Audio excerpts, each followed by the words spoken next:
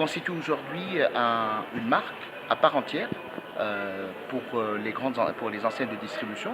Ça constitue aujourd'hui aussi une marque qui permet de véhiculer de la valeur de l'enseigne.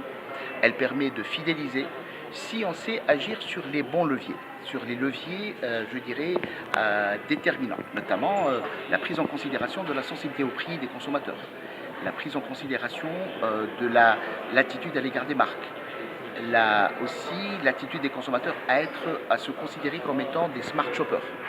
En même temps, tous ces leviers-là, bien sûr, sans oublier un déterminant fondamental qui est la confiance en l'enseigne, parce que la confiance en l'enseigne favorise le développement d'une attitude positive à l'égard des MDD, des marques de distributeurs, et par conséquent, par truchement, je dirais, ça a un effet sur la fidélisation comportementale.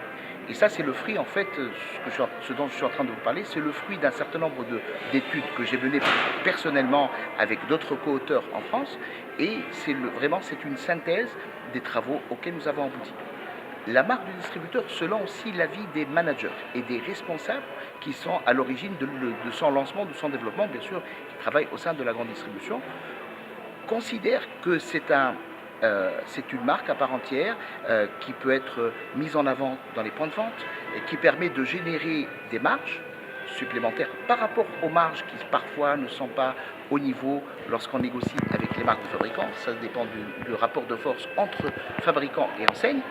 Et si on vient aussi aux niches, vous m'avez posé tout à l'heure la question des niches. Aujourd'hui, les niches d'abord, c'est le bio, donc marque de distributeur bio.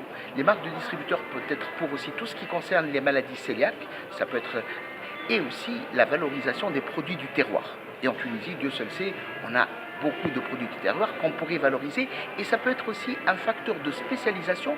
Chaque enseigne peut trouver un peu tirer son épingle du jeu et pouvoir se développer une certaine forme de positionnement par rapport à ces produits du terroir et qui peuvent constituer peut-être dans certains cas des produits de grande qualité, des produits d'un niveau acceptable et voire même apprécié et qui peut générer des marges supplémentaires pour les enseignes.